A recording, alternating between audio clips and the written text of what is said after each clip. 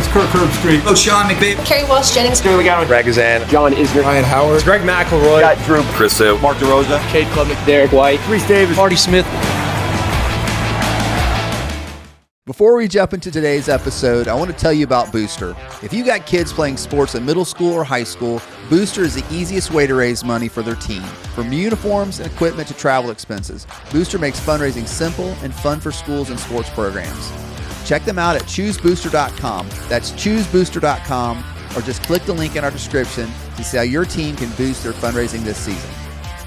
Welcome back to Pure Athlete. I am Jeff along with Britt, and you know, this is the first episode of season 4, and so we really wanted to try something of not having Brad here and see if we can boost the ratings. Yeah, there may be something here. What do you? I think there's an opportunity here. I really do, to get some more eye candy here and less of Brad. No, we'll miss Brad today. Yes, we will. He wishes he could be here. He had a commitment. He did. We don't do this much, but you know, to talk about a little bit about why we started this whole thing and where we are now after 3 years and heading into year 4. And you know, we love sports. We say this all the time. We love it. We talk a lot about the problems and the issues in sports. And sometimes hopefully that doesn't come across as we're negative about youth sports, because we love it. We think all the good things that happen in youth sports, you know, are super important. But we want to make a difference. Yeah. We want to make a difference for families, and we want to make a difference in the culture. Absolutely. And I think, if anything, sometimes maybe early on we were talking about, you know, a lot of what was wrong with youth sports. And I think we've tried to come up to, and because there is obviously a lot wrong still, but, you know, kids love it. Parents love it. And, you know, I sit here and say, I'm this fall coaching my daughter's middle school team. The high school coach asked me to coach it. Braden's doing football. Yeah. Coach, I'm helping on Thursday nights with his 9-year-old football team. Ellie, my daughter's cheering, which is a new landscape for me.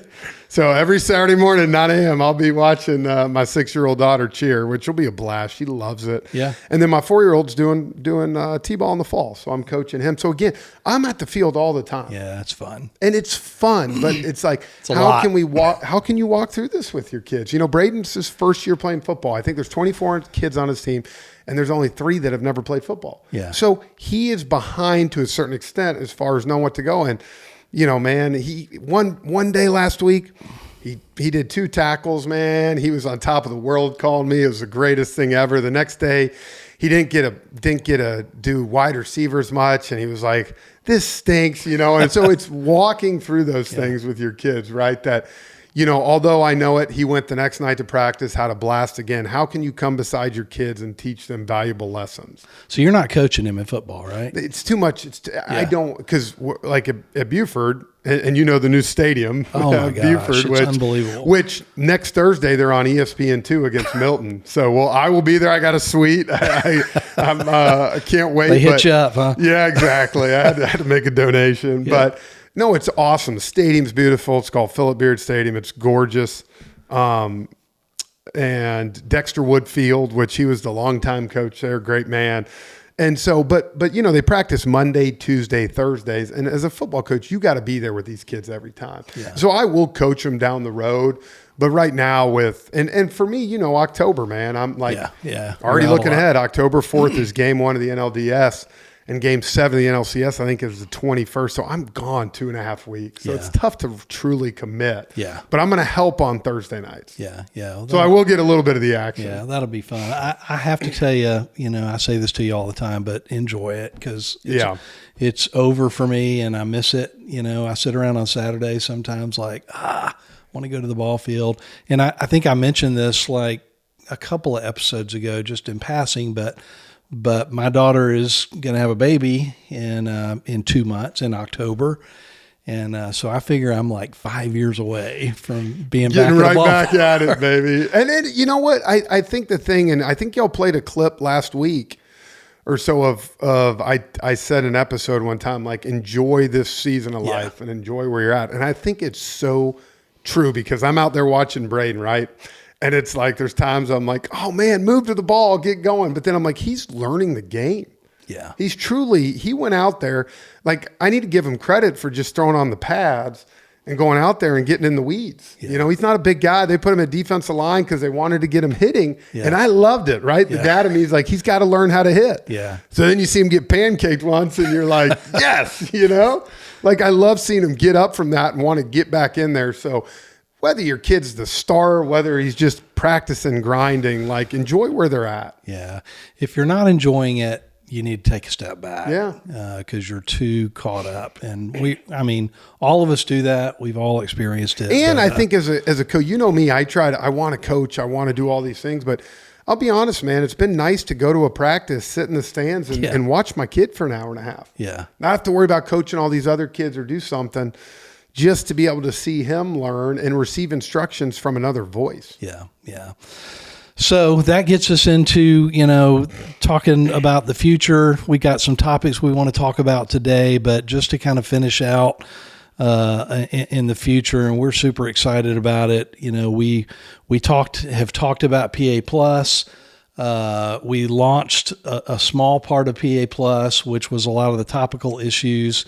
What we're really excited about is to start launching these sport-specific areas of PA Plus, and baseball is going to be coming on here in just a few weeks. And we've got, some really great experts across the landscape, sharing expertise in these micro lessons all throughout the baseball journey.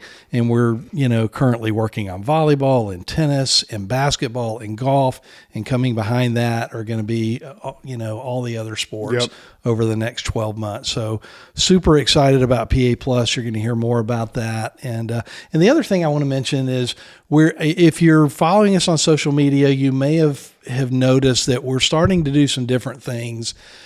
For a long time, we've been showing clips out of the show, and they've done very well. We've got, close to 100,000 followers. Thanks so much for everybody who follows us. But we've started producing a lot of different types of content and some reaction videos. You've reacted to some things. The three of us have reacted to some things, and they seem to be doing really well. They do. And the fun thing too is, and we film, at your house, but I'm sitting here thinking sometimes too, like, I don't see a lot of these reaction clips. So when I see them, a lot of times they're for the first time. Yeah. So I feel the same way that y'all kind of do. There's like, wow, and everybody has different opinions. And sometimes you see it 4 times. And it's like, maybe it wasn't me. So it's a lot of fun just to, like I said, open dialogue about youth sports. Yeah. So we like to react to them, but we also like you as our audience to react to those social clips. We love to hear your thoughts. And so look for those, share them with your friends. We love to get more discussion going on about some of that. But with all that, Jeff, we wanted to talk today a little bit about the different phases of youth sports. And this is not science, so somebody can come up with their own way of doing it. But we kind of broke youth sports down into 3 phases, and we want to talk about each one of them today.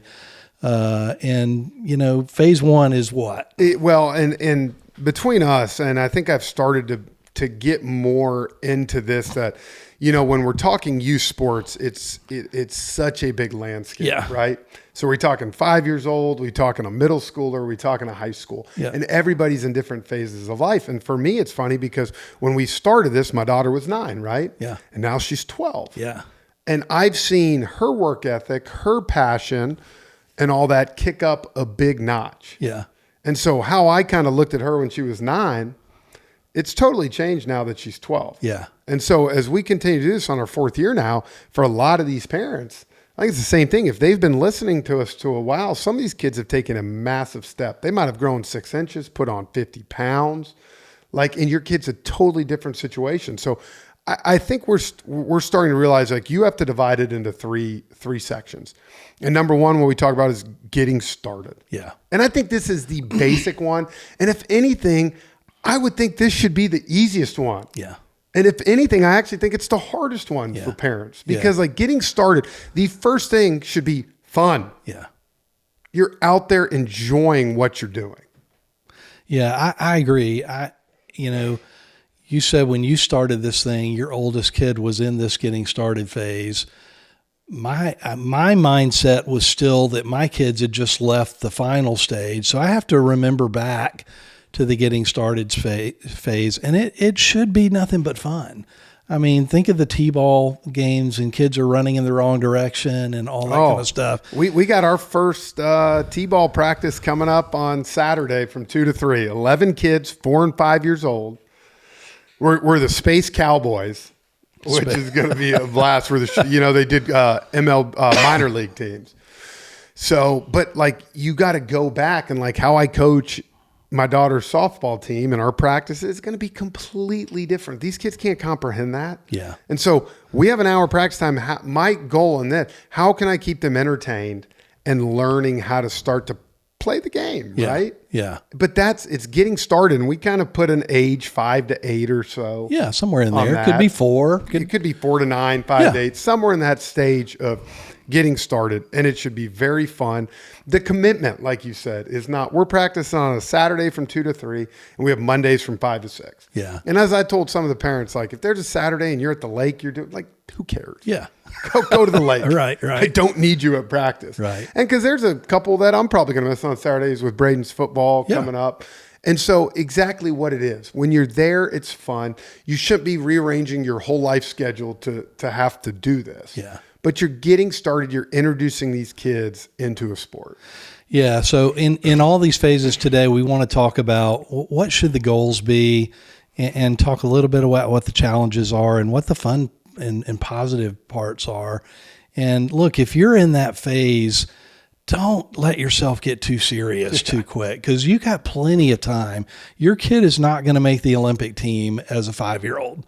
And what they do as a 5-year-old isn't going to matter. Maybe if they're in gymnastics, it starts to matter. But for most sports, man, just relax, have fun. As a parent, have fun. You're going to see all kind of crazy things because parents don't know what they're doing. Yep. Even as spectators, they don't know what they're doing. Don't be one of those parents, man. Enjoy it. Yeah, and I'm with you. And it's like whatever sport it is, continue to work with your kid, right? We're not saying don't do anything. For sure. Work with them. Take them to do this. Take them to do that. But at the end of the day, if you're losing a T-ball game 15-6, who gives a what? Don't worry about it. Yeah. You'll be fine. Don't get in the car ride home with your 6-year-old. Go get ice cream. You needed to be on that force play. You needed to be at second. But like that's what you want to do is you want to teach these kids. There's no better sport that I remember loving. And that's why honestly my daughter's cheering at 6 years old this year. I love watching 6 and 7-year-old football. Because these kids are out there and the ball goes high and they basically all just stand up and hug each other. You know what I'm saying? Like, no one knows how to hit. No one knows how to flat back somebody yet. Yeah. You're running the ball this way. You get stopped over here and the kid comes back 30 yards that way. And it's just kids chasing. It's like, let them develop and have a blast doing that. In soccer, you've got herd soccer. Oh, yeah. The whole little group is just moving across the field. Yeah. And think about this as a dad or as a mom, you're watching, you're like, well, get some space. It's like these kids don't know that. They see a ball, they're going to get the ball. Yeah. Football at 6 years old, you hand the ball up to somebody, you're going to get the ball. Basketball, you have 10 people under the hoop all doing whatever. And so, again, enjoy those moments because that's when it's, I hate to say that's when your parents the most fun because win or lose, your kid doesn't really understand if they did great or bad. Stakes are low. Yeah, they're just having fun. Yeah. So I guess as we leave that phase, I would say 2 things or 3 things to focus on. 1 is fun, and 2 is fundamentals. You are teaching your kid the basic fundamentals of a sport. And number 3, and this doesn't get thought about, but I would say as a parent, be intentional with your kids in the youngest ages to start teaching sportsmanship. Yeah.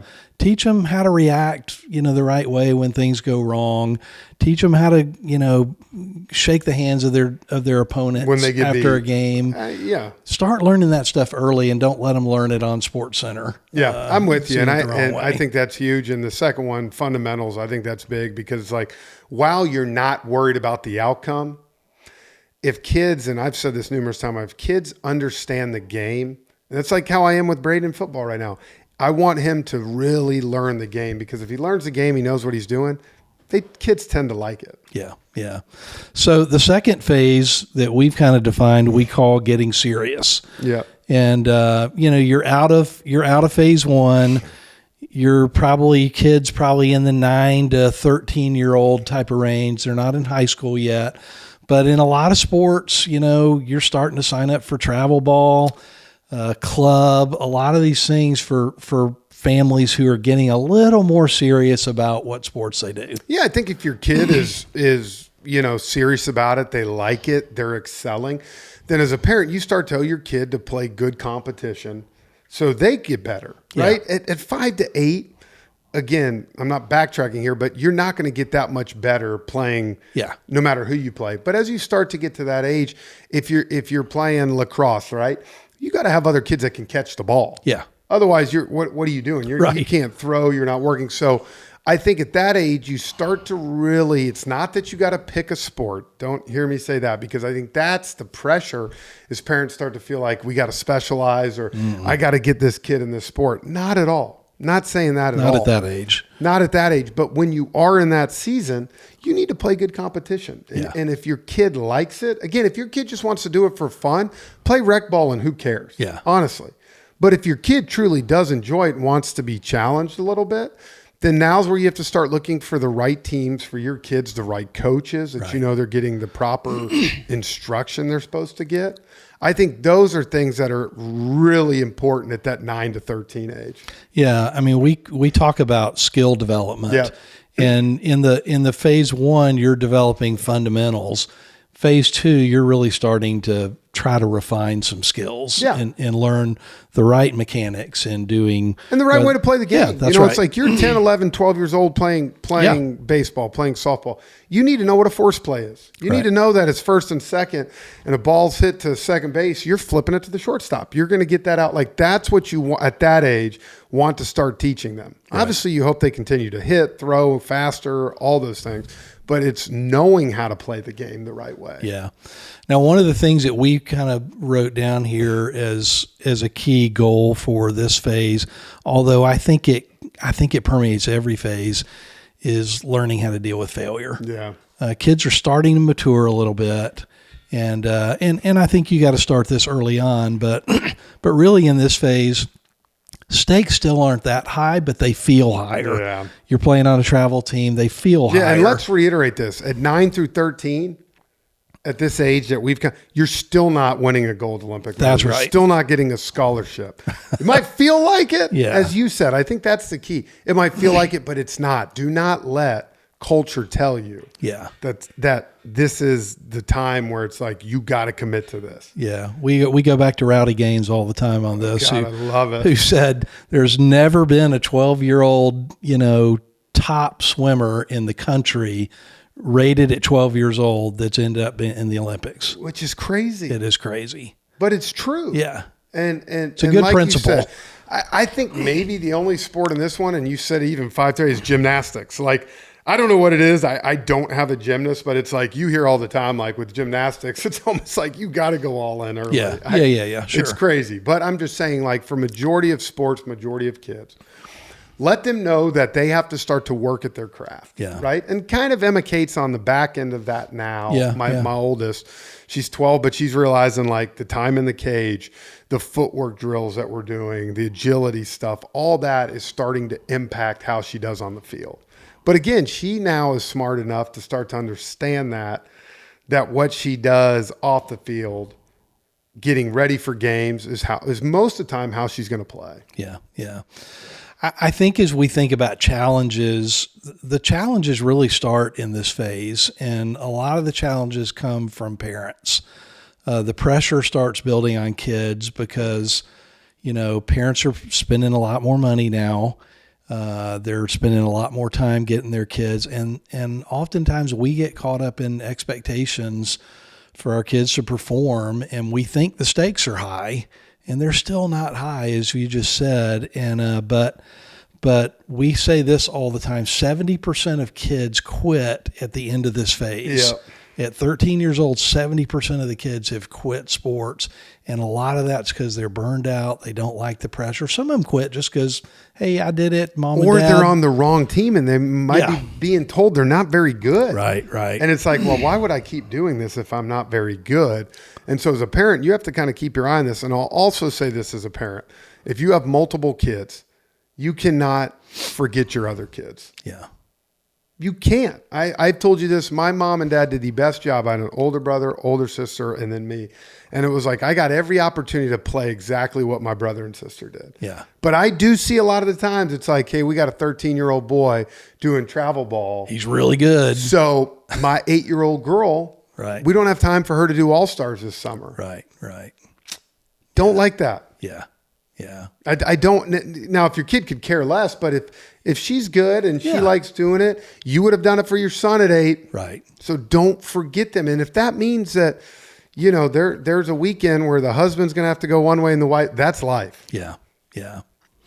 Another big challenge in this phase is, you know, we still want to focus on development, and kids physically develop at different rates here, as we all know.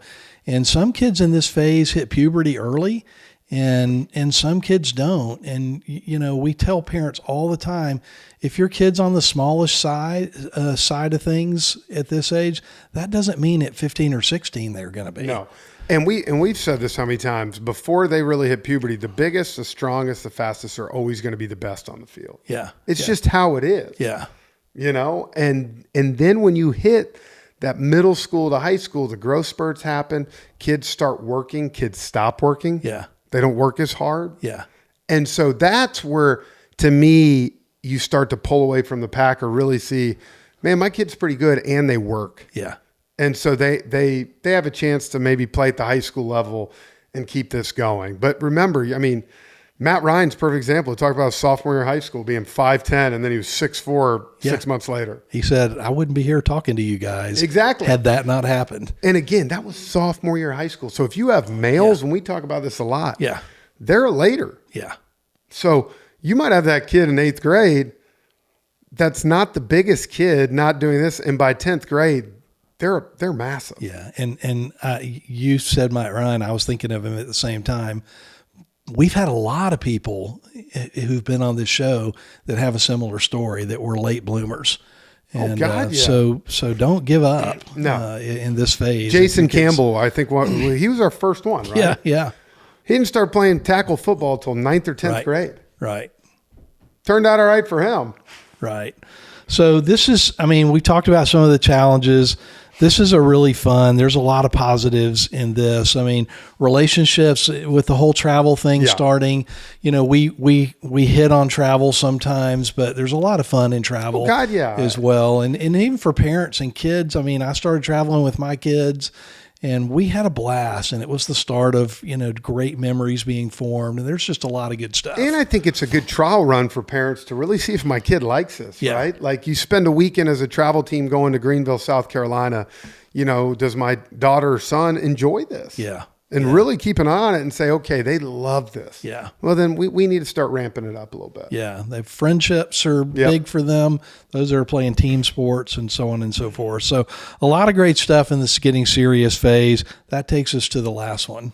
You know, tell us about that. This is the all-in stage. And I'm not saying all in to getting a college scholarship or an all in to playing professional sports. I'm saying all in that you want to play in high school. Yeah. You know, and when you get to that 9th grade, 8th, 9th grade area, by that time you should have your idea, like, I want to play on the high school football team. Yeah. I want to play on the high school girls lacrosse team. Yeah. Like, you have your mind. And by that point, and we talk about it though, kids, once they go through middle school, they've really, for the most part, have gone through puberty. There's always a few late ones, but for the most part, they really, let's be honest, my daughter's just started 6th grade. She's already got a voice of her own. Like, if she doesn't want to do something, she's going to let me know. Right. She's going to let me or Katie know. Yeah, they start pushing back. Exactly. And so by this point, if your kid is like, I don't want to go lift weights on summer mornings, well, then you know what? Your kid might not love football or want to play it at the high school level. Yeah. Yeah. It's true. Yeah. Everybody's going to have their days, you know, that they don't want to do something. Even the greatest athletes are going to wake up some mornings and say, but if it's becoming a trend, you probably need to be aware. Yeah. So let's talk about some of the goals in this phase, because some of the goals are big goals now, and there are kids, you know, is playing on a varsity team. It's some of them may want to play in college or beyond. So those are big goals, but you know, we we can't lose sight of sports is supposed to be fun. Oh, yeah. And so as a parent, you need to be watching your kid and be aware of, it's not going to be all fun. It's got to be some work. But still needs to be enjoyable. If your kid goes to a 2-hour practice and they're not smiling at all, that's not a good sign. Yeah. And that's what, this is the first time that I've really not coached and been in the stands. That's what I've been watching at football practice. Like when my son comes and gives water breaks, is he laughing and joking with the other kids and having fun? Yeah. And so far, yes. So that's a great sign. But I think you're right. Like you might want your kid to play, and I've actually, even with Emma Kate, right? Like I've said before, do you want to play college softball? Mm-hmm. And she's like, Yeah. But I know for a fact she wants to play at Buford and play for her high school team. Yeah. So it's cool. Like she's got that now. In another few years, when she gets to that level, maybe then it's like, Dad, I want to play in college. Yeah. But that's great because you're not driving your goal. No, absolutely. On her. And that's what I said. I love that she wants to play in high school and she's showing the work ethic. And at some point she might say, hey, I'd love to play in college. So that leads me to, the next thing that we put down here, which is, one of the goals is for the kid to own their own journey. Mm-hmm.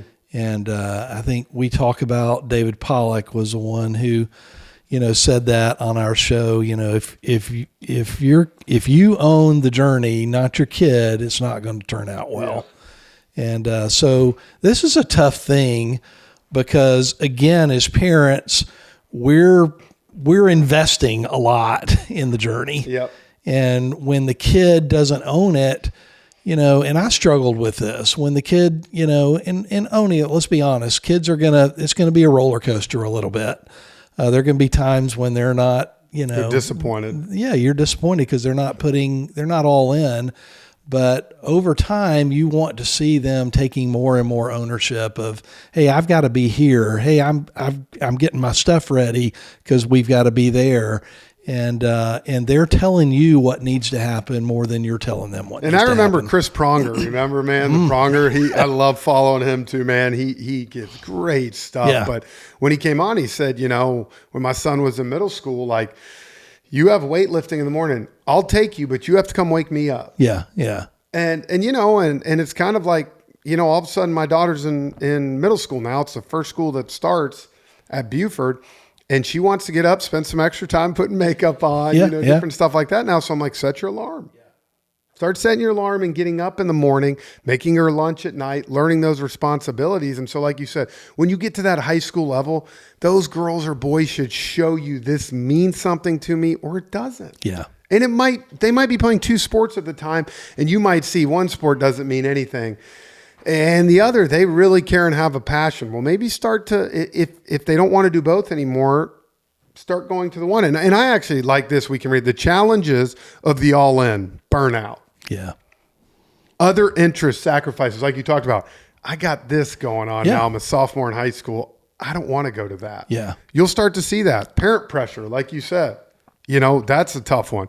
The pressure, the stress to perform. If your goal when your kid is like in 9th, 10th grade to me is we want you to play in college. You just add a level that doesn't need to be there. Yeah. Let it happen naturally. Let it happen progressively where they start to call you or, hey, you go to this softball tournament sophomore year and you play and you do well. And these scouts or the college recruiters come to the parents and say, hey, we think, okay, that's a good sign. But let it happen naturally. Disappointment when we talk about what you need to be there as parents to walk through this with your kid, because every kid, I don't care if you're the best player in your high school, you're going to have disappointment with some games, and even disappointment with maybe how your teammates are performing and how to handle that where you're a good teammate with coaches, with all that kind of stuff. Injuries, kids are going to get injured in high school. You don't see the injuries in 7-8-year-old little league much time, but in high school, the way they hit, the way they're running, how hard they play. They're going to get injured. And then what you said, the loss of joy, something you really got to keep an eye on to make sure your kids are having fun. Yeah. A lot of those things, well, I'm going to go back to one of the goals. We haven't touched on it yet, but in this phase, mental health is a goal. Yeah. And a lot of these things that we just talked about as challenges can contribute to a kid dealing with anxiety, dealing with tons of stress. And so you have to be you have to be aware of all that as a parent, and be watching your kid and making sure that they're handling those things well. They're not just going up in their room, and you can notice those things. And just remember that sports should be a respite from that and not a total contributor to all that. I completely agree. And I think some of the positives when we're talking about us going all in, right, is, and you wrote on here, Britt, relationship depth, which is great. I think about all my buddies. I'm in a fantasy football league with all my high school buddies, right, that I played football and baseball with. That's 23 years ago. I mean, we've maintained those friendships because of playing sports together. Yeah. And now two of the guys live over by me in Beaufort, and our kids are going to school together. Like, how cool is that we get to go do that later? Like you said, the life lessons you learn. Yeah. Coming back from disappointments, coming back from getting injured, and having a great year. Success, how to handle success. Because if some of these top ones keep going, how do you handle that gracefully, humbly? We talk about it in here. And then, goals, setting goals. If that's to play at the next level and it happens, great. If that's to play at high school and you did that, man, it's just you check the thing off that makes you feel really good that I set my mind to something and I followed through. And then all of a sudden you're sending your kids off to college and you feel comfortable that, man, they've grown in high school. They know how to handle it. I feel good about it. Yeah, I want to go back to one thing you said here, and that's life lessons. I mean, when kids are in this phase, they're older, they're maturing, they're becoming adults, and the conversations change. Yeah. And you're seeing that with Emma Kate. You're going to see it a lot more over the next number of years, and it's really cool. Yeah.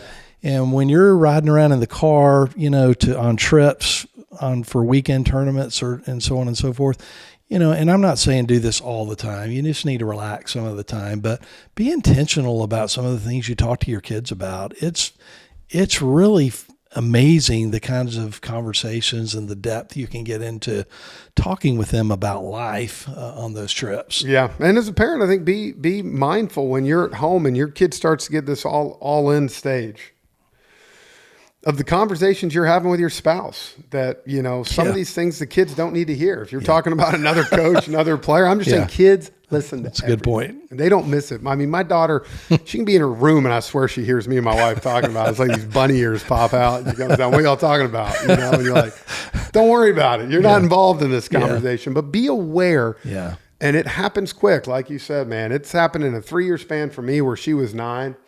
And I was still pitching to her, to now she's facing 56, 57 miles per hour and happened to hit on her own. And I'm like, it happened like that. Yeah. So be aware of that. But again, all these things, I think what we're seeing though, is like when we talk about it, like, and I'll just go back to this because this was interesting. I think this was at the beginning of 3 when I gave the quote, like, not to watch your kids at practice, every practice.